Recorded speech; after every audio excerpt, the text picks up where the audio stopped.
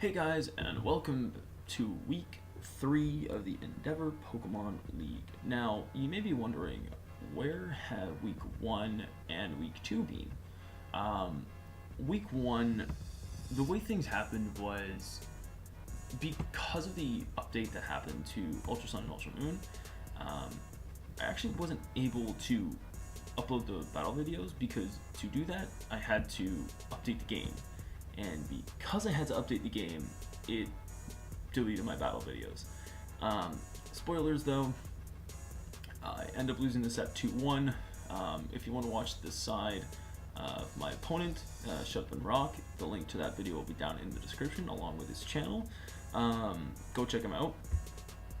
But I do lose to a misclick in the very last turn that would have won me the game. But you know, that kind of stuff happens. Now week 2, on the other hand, was, you know, the week of Christmas. So because of that, what happened was, since I don't have a 3DS capture card, I basically had to put my battle videos in a Discord chat where they would be recorded, but due to some difficulties and everything like that, they couldn't get recorded. And I really didn't want to, you know, record the videos with my phone and put them out that way. If you want to watch my opponent's side, THATSAplusONE, the video and the link to the video and his channel will be in the description down below. And spoilers, I end up losing 2-0 to a lot of rock slide misses and a couple heat wave burns. And to be perfectly honest, going into this week, I'm actually a little, I was a little bit, you know, I guess the word is like, I was very, you know, I was thinking to myself, like, you know what, like, wow, I suck. I started getting, like, losing a lot of confidence in my battling, and because of that,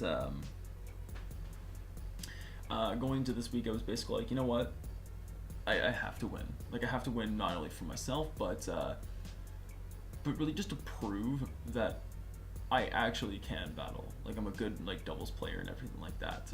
You know, I feel like I've, like, built some decent teams. Like, my week 1 team, I felt very good about.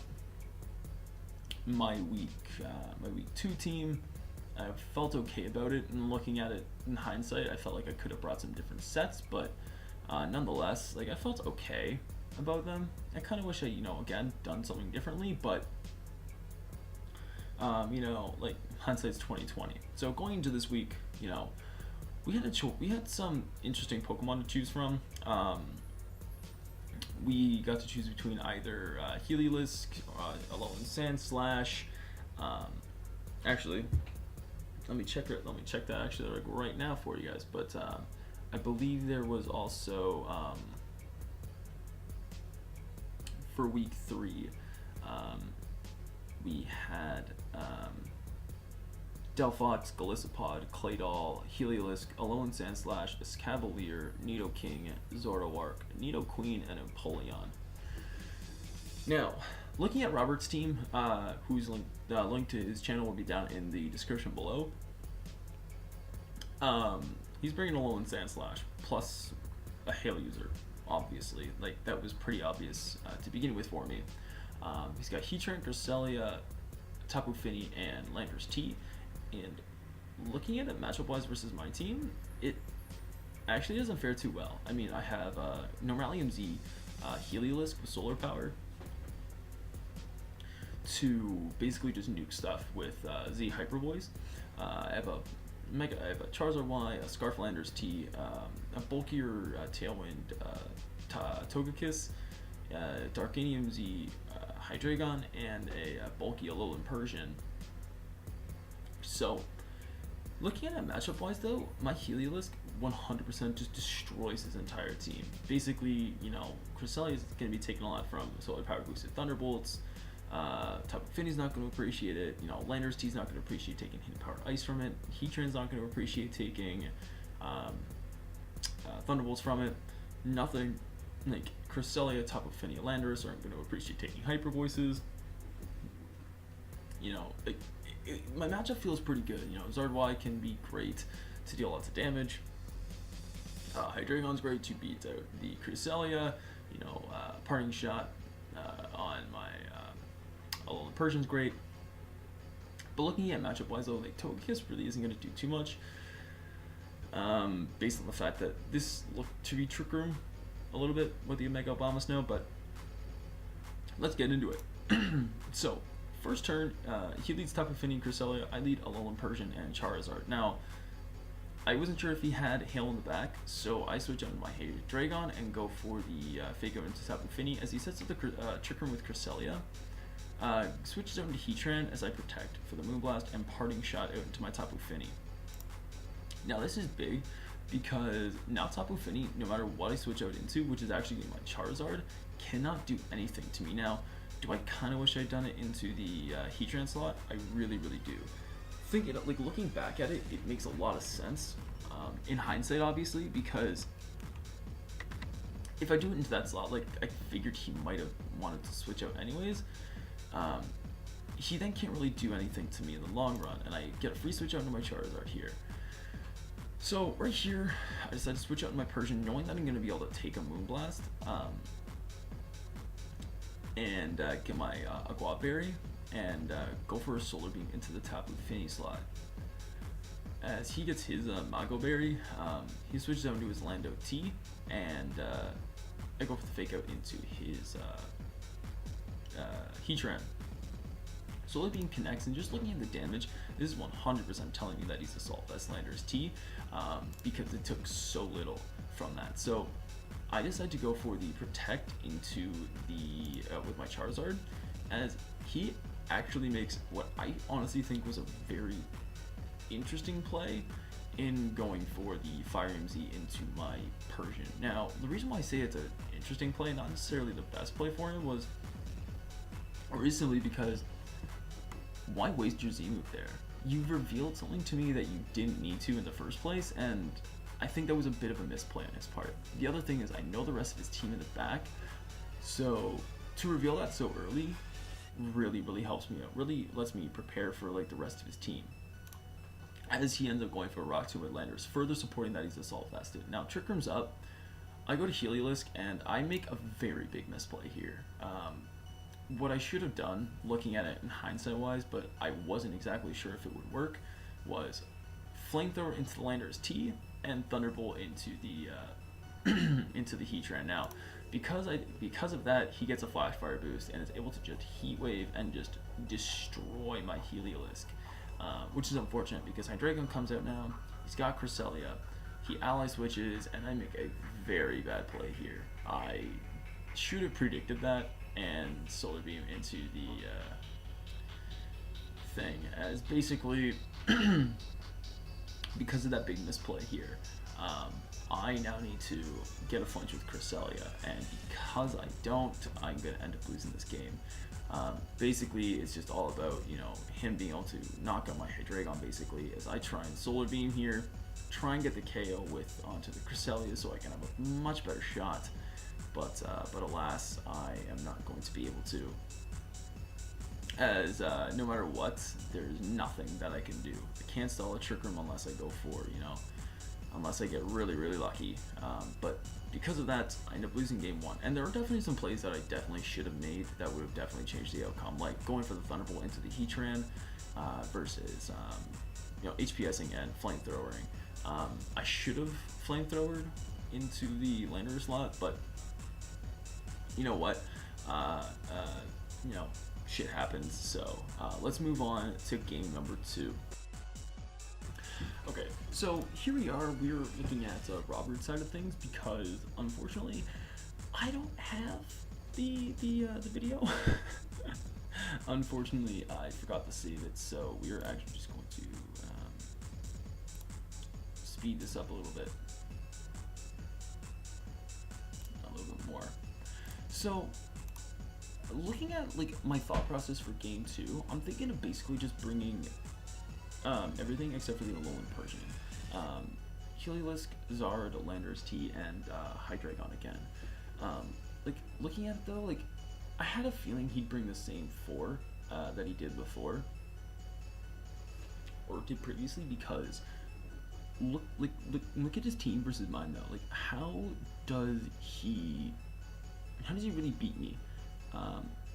He has to play very conservatively, as I'm going to lead Charizard Hydreigon as he leads Cresselia Landorus T. Now, knowing that he's going to really just want a Trick Room here, what I am doing, I believe, if I remember, is I think we'll find out in just a little bit here, is that he decides to go to Tapu Fini. I decide to Z Dark, I believe, into the Cresselia slot. Now, bad play on my part, unfortunately, as I lose my Charizard here. Now, bring up my Heliolisk. Then why was that a bad play for me, at least? It's a bad play because I 100% should have saved my Dark EMZ and just gone for a regular Dark Pulse and protected with my Charizard, basically. It would have helped me out in the long run because it lets me save it and keep the sun up a little bit longer. And it really doesn't matter looking at it now, but basically Robert's got to make a few plays here. He's got to basically either reveal another Pokemon because he knows I have HP Ice, or just stay in here. Now, I'm going to make a very, very risky play here, at least in my opinion, or a very risky play, like in general. Because I know my Heliolisk is faster, 100%. Like 109 base speed basically means that I'm going to outspeed it. Now I'm going to protect my Hydreigon and just HPS the Landorus T. It was my safest play for a bunch of different reasons. One of which is that it was my best play either way. I'm not going to Thunderbolt the Tapu Fini because it's not my main priority. I'm protected with my Hydreigon. Why would I want to attack the Tapu Fini? I'm just going to attack the thing that I know I can hit, being his Landorus. And so now he's got to make a decision. He brings out his Cresselia, and here's where I think I make a very, very smart play. I know he's going to ally switch. I know it. I know he's ally switching because it makes the most sense, because I just go for a Thunderbolt, I go for a Dark Pulse, and now, basically, I win here, like 100%. All I have to really do is Thunderbolt into Cresselia. That crit, I think, mattered. But realistically, it doesn't matter because even if he gets rid of my Heliolisk, he loses in the long run because all I have to do is send out my Landorus T and yeah, just get the Earthquake. Game 2, I think, was a little sloppy. Obviously, I could have saved my Charizard and had to do a little bit more, but it happened. So I'm not gonna, really worry about it too much because it happened, and it worked for me in the long run, I guess. I think I made some plays that were good. Predicting the ally switch, I think, was very, very smart on my part because it just made sense to predict it, because all he had to really do was, ally switch and I guess try and go for a Calm Mind or just Moonblast into my Hydreigon, and it would have changed the battle dramatically. But with that being said, let's move into battle number 3. Whew. Okay, so game number 3. Looking at this matchup again, I basically decided to bring the exact same forward because he has nothing to stop it. I know he cannot bring his Abomasnow plus his Alolan Sandslash, because what does he do versus me? Like, what does he do versus it? I have Pokemon in the back that can stop it. Alolan Persian, I think, is still a threat to him, but I decided not to bring it.